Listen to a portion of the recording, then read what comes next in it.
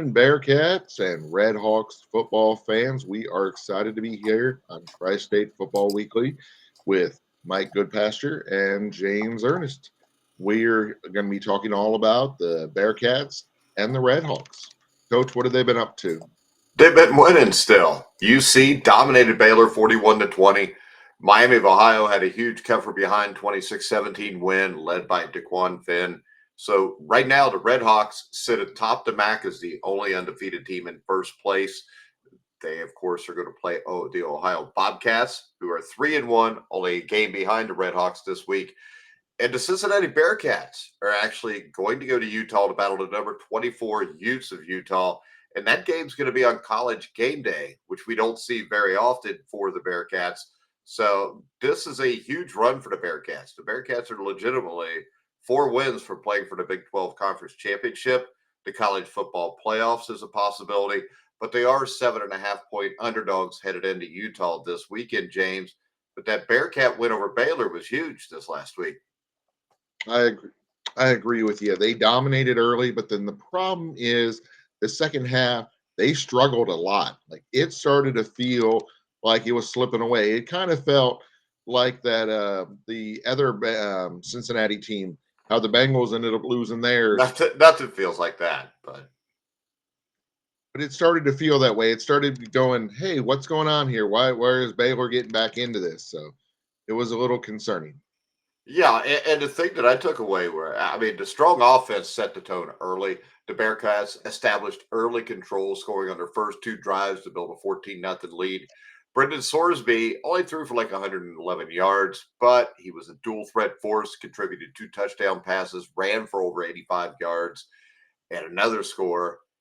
But the thing I take away from it is the defense, because Baylor had Sawyer Robinson coming into this game, who entered as the nation's leading passer. They held him to just 137 yards, and this helps sustain a winning streak of now 7 games in a row since that season opening loss to Nebraska. And if you're looking at Baylor, that slow start doomed them. As you talked about, they got it back to 27-20 at the start of the fourth quarter, but I think they got so far behind early. That's Sylvester Stallone calling me. They got behind so fast, so early that they never really could recover. They kind of ran out of gas when they got it to 27-20, and they were ineffective. The Bearcats consistently gashed the Bears on the ground. They ran for 265 yards, which was a season high for Cincinnati. And this is a multifaceted approach running the ball that the Bearcats really dominated the game with. And the other thing for the Bearcats on defense was Baylor really struggled on a 3rd down conversion. I think they got like 1 out of every 3. And, really with the offense disappearing in the second half, the defense got dinged a little bit, but in the fourth quarter, they stepped back up. But Baylor's offense completely disappeared, and their defense was already struggling. Their offense failed to produce when they needed it the most. They punted on 3 of its first 4 possessions. And my overall takeaway here is this: Cincinnati's dangerous. They demonstrated that their rushing offense and stout defense can carry it into victory against almost anybody. Sorsby didn't have his best game, and they still dropped 41 points on a really good Baylor team. And the thing that has struck me from Baylor is just kind of unfulfilled potential. They show flashes of it, but the Bears demonstrated that they struggle with consistency. They struggle to close out games, and their inability to stop the run or convert on key downs remains a significant hurdle for them. But overall, this was a great win for Cincinnati. Baylor, like I said, they probably underachieved more than anything else this year. But when you beat Baylor 41-20, you dominate the game the way you did, and you rush for over 250 yards on the ground. UC controlled the tempo. They controlled the game, the entire game pretty much, except for a little blip late 3rd quarter. But this was an impressive win, I think. This is how a team that makes the college football playoffs should beat Baylor, which is by 3 touchdowns. Some of the things I found interesting in the game was, unfortunately, Evan Pryor had to leave close to the end of the game. So that's the reason why Johnson and Williams ended up getting some runs, which I'm kind of curious if that was the case with some of the other games where we're like, why are the other running backs starting to get touches at the end of the game? Is it? And it feels like it was prior. Kind of was feeling wore out or something. Kind of some type of injury, or was something was restricting him at the end of the game. Yeah, and the good thing about him is, though, like I said, it's multifaceted. They got more than one dude that can run the ball, and you've got a quarterback that is a definite run threat also. Now, when we look forward to this Utah game, this is going to be in a very hostile environment. It's going to be similar to probably the Nebraska game, which somehow was a home game for UC. But right now, Utah's favored by anywhere from 7.5 to 8.5 points. I think that that is very disrespectful to the UC Mhm. Bearcats. Utah's lost 2 games this season. They lost to Texas Tech at home. I think they got run out of the building too. So when I look at that, I mean, the big thing for Utah is their starting quarterback did not play last week. Devin Dampier had an ankle issue. He did not play.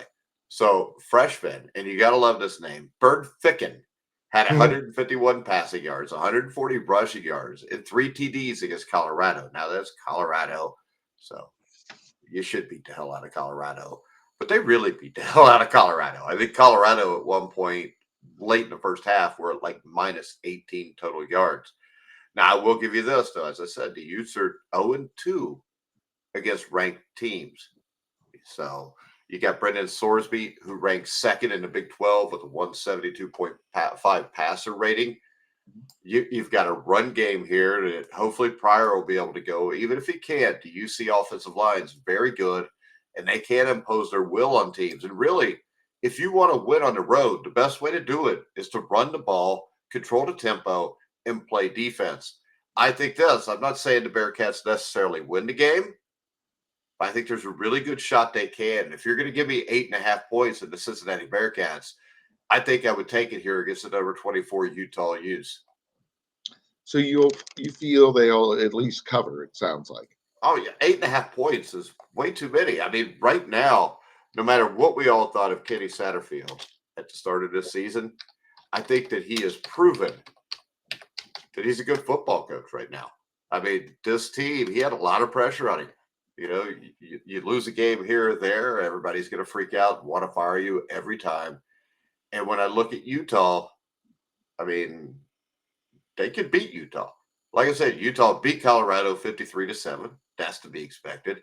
But their loss at BYU was 24-21 in one of the biggest rivalries in college football. I mean, you had a blowout win over Arizona State. You had a blowout over West Virginia.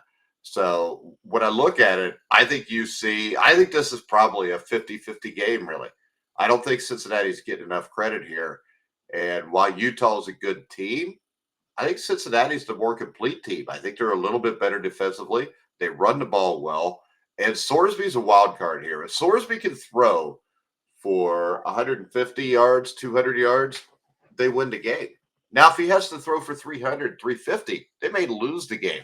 And the way I say that is with Sorsby, if he's thrown for that many yards, it tells me that UC's having a hard time running the ball, which is going to be a lot tougher to control the game. So I think if you get Sorsby throwing for 150 and the Bearcats run for 200, I think the Bearcats can win the game. So do you feel that the location of the game and the time of the game really factor into that the point differential? Oh, the point spread? Yeah, point Yeah. spread. I mean, the question is this, though. And the reason I think this is a bad point spread at 8.5 points, usually 3 points goes to the home team. So does that tell me that if Utah was coming to Cincinnati, that Utah would be favored by 5.5 points? Because that's usually what it would be. But when I see this, I don't see a reason why the Cincinnati Bearcats can't win this game. And it would surprise me if they lost this game by more than a touchdown. Excellent. So it sounds like this is going to be one heck of a game, a very important game for UC season, and could really push them in the right direction if they get it. But even if they don't, I mean, they're already clinched a bowl at 7-1. Yeah, So but then, nobody cares about the damn bowl game. We got to play the Pop Tarts Bowl. I mean, nobody wants to do that. but This is then you about can, making the playoffs. but then you can throw Pop Tarts at Scott Satterfield. It'd be fun. Yeah, but there'll only be like 14 people at the game because nobody goes to those games anymore because they're stupid and useless. So, yes, UC needs to end up in the Big 12 championship game with a shot to go to the college football playoffs. And that would be an amazing season. And then Scott Satterfield is probably going to get an extension for a lot of money. Mhm. Because remember, right now, there's 6 or 7 big time jobs already open. Hard telling how many more come up. Scott Satterfield might put himself in play to get one of those jobs if this team was to win the Big 12 and make the college football playoffs. So Yeah. would that be a world? This is a world where you lost Brian Kelly and you lost Mhm. Luke Fickle when they got really good. You got Scott Satterfield, and you thought he was just like Tommy Tuberville at the start of this year. Everybody wanted him fired. We may end this year with a big time program coming and taking UC's football coach again. And it's the guy that UC fans hated and didn't want. Wow. So, I mean, do you feel it would be Florida, LSU? I don't feel anything. I just know this. There are so many openings at big time programs right now, and I don't think there's that many big time names to take the jobs. So if you're there and all of a sudden Scott Satterfield goes 12-1, wins the Big 12, it gets the Cincinnati Bearcats to the college football playoffs, who the hell knows anymore in the day and age we're at, and the way people fire their coaches like they changed their underwear. Very true. Well, let's talk about a place where they don't fire their coaches. Let's talk about a place where they have a coach that is in the top 5 over in MAC wins all time. Oh, you're talking about the Miami of Ohio Redhawks. And the Redhawks beat Western Michigan on Saturday. And it was a game that I desperately needed to, James. I had a 3-team parlay that finished with them, and they were losing at one point, but they ended up coming back to win. So I made like $567 on a parlay. It really pissed my son off because he's always losing his. And I tell him, you should listen to me, but he never does. But this is a game, fourth quarter rally. They were trailing 17-9. Miami's offense, guided by Daquan Finn, scored 17 unanswered points to secure this victory. The thing that stood out to me is the defense really stepped up. The Redhawks defense carried this team through a scoreless third quarter and delivered a key strip sack late in the fourth quarter to preserve the lead. The other thing is Daquan Finn's versatility. It seems like each week he gets a little bit better. And he was a dual threat in this game, throwing for a touchdown, running for another in the final period. He finished with 260 passing yards, 52 rushing yards. And really, the concern that I have here would be the red zone struggles. Miami's offense moved the ball well early, but they couldn't finish drives, which kept Western Michigan in the game, which led to that Western Michigan lead by the time you get to the fourth quarter. And the other thing is Cam Perry and Cole Weaver. I think they had great performances with Perry making key plays in the fourth quarter. Weaver continuing to have a breakout season. As always, Dom, the kicker, was a perfect 4 for 4 on field goals, including a 51-yarder late in the game that sealed the win. I mean, I think this was a great win for Miami. Now, Western Michigan, despite taking a lead in the fourth quarter, the Broncos were unable to capitalize and close out the game, and they made a lot of key mistakes. They couldn't really contain Daquan Finn. But overall, my takeaway is the Redhawks got outplayed for 3 quarters, but they did enough in that one quarter that they won to get the win. They stay undefeated. They're still at the top of the MAC standings, getting ready to play a very good Ohio Bobcat team. So overall, a win is a win. I mean, you can't be overly impressed with the way they played, but they got it done when it mattered. So, is it fair to say that all Coach Martin does is do great defense and great special teams? Well, I think the thing about Coach Martin that makes him good is when you're at a place like Miami, you're not Mhm. getting big time players. You're not getting a 4-star to 5-star, but they are very disciplined. Everybody knows what they're supposed to do. Everybody executes what they're supposed to do. And that's why when they play a big time program, they may come up a little bit short, but they're usually not getting beat 50-0. I mean, if you look at Wisconsin, 17-0. I mean, the big thing here is if they'd have gotten that UNLV game, that would have been a huge win. And they should have gotten that game. And UNLV's had a great season so far. So I think with Coach Martin, the big thing is his teams are disciplined, they're well coached, and they don't beat themselves. Yeah, it just seems like his players get better as the season goes on. Where with some coaches, they fluctuate, they go up and down, but they consistently have that trajectory to improve. Yeah, they're a well-coached football team. So what do you think about Adam Trick? He's been really putting some great pressure on the quarterbacks. He had another sack this week. Do you feel that he might be able to play on the next level? Might is a very general term. Um, I would say this with Adam Trick, you have to question the competition because it's the MAC. But when I look at it, I don't know. I think he's going to get a shot, and then we'll find out. A lot of times, it's really hard to tell just because of the level of competition. How did he look against Wisconsin? How did he look against Rutgers? Because that's the film that people are going to judge that off of. They're not going to judge it off of the MAC film so much. Mhm. But I think he's going to at least get a shot in somebody's camp. I think it's a possibility, according to how the season ends. If he gets to go to the combine, maybe he gets drafted late in the second day of the NFL draft. But I mean, hopefully nobody drafts him. He can go to the Bengals and play there because he'd be better than Miles Murphy and Shamar Stewart, probably.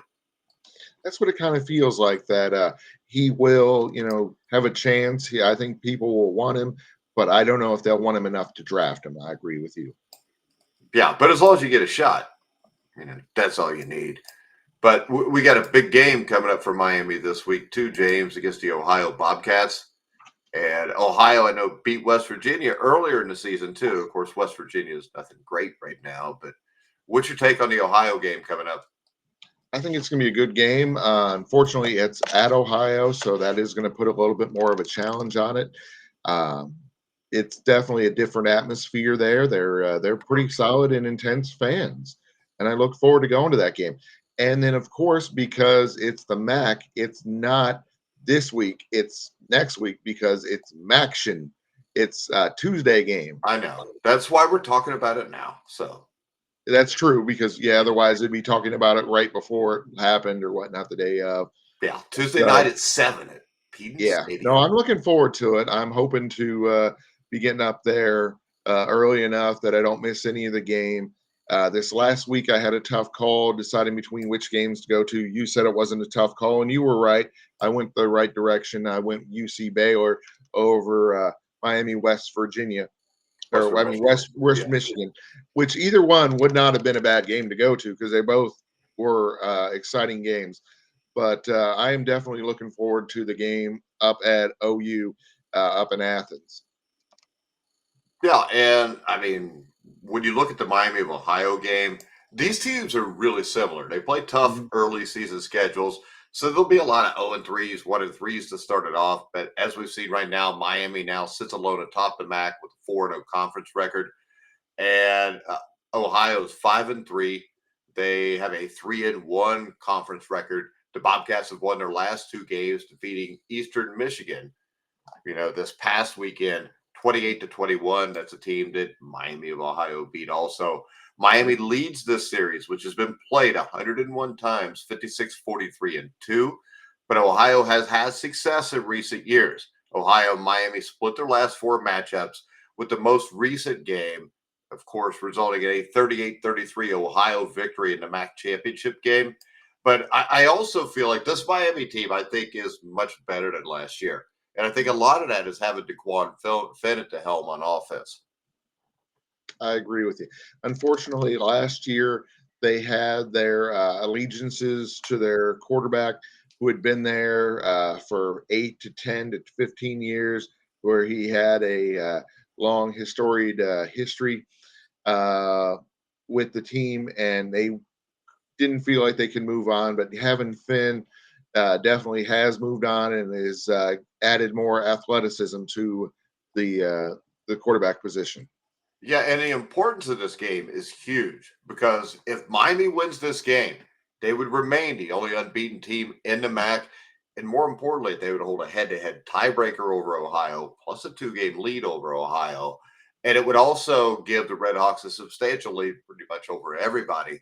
But if Ohio wins this game, Then all of a sudden they're 4-1 in conference. They're in a tie with Miami at the top of the standings. But Ohio would own a head-to-head tiebreaker against Miami, which would make the final few weeks of the MAC season a very tight race. So when we look at this, this is a massive game.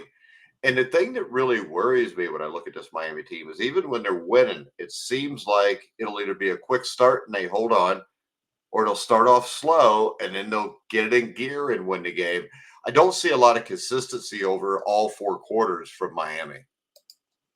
So is it fair to say that the winner of this game you feel will end up in Detroit for the MAC championship? Yeah, I think if Miami wins this game, they're going to end up in the MAC championship game. If Miami loses this game, then it's up in the air again. So I think if Ohio was to beat Miami, you'd have a really good shot to have a Miami versus Ohio rematch at Ford Field in the MAC championship game also. So I think this is a crucial game for both teams. It's probably even more crucial for Ohio because if they drop it, they're 2 games behind Miami. Of course, they'd still only be a game behind second place to play in that conference championship game. But the Redhawks need to win this game because they're going to make their rest of their season a lot hairier if they lose this one. Exactly. Any final thoughts? I have no thoughts at all today, James. Oh, come on. You have tons of thoughts. It's one thing you do. You philosophize about sports. Philosophize. Okay. I Well, got nothing else. I just think this. If you're a college football fan in the tri-state area, when you look at this, you got Indiana might be the best team in the country. Cincinnati might be a college football playoff team. The Redhawks, I think, are going to win the MAC. I mean, Louisville's had a solid season also, upset number 2 at the time, Miami. So if you're a Kentucky fan, well, life sucks to be a Kentucky football fan, but you got basketball to look forward to, and they should be really good in basketball. So when you look at the tri-state area, I don't think there's too many other spots that within a 2-3 hour time period or time drive that you would have teams as good as what you have right here. I agree with you. I think we're in the right place for college football. There's so much potential and so many great things going on with the sports. Yeah, except for the Bengals. Yeah. Well, anyway, for James Ernest and Mike Goodpaster, this has been Tri State Football Weekly. Tune in, subscribe.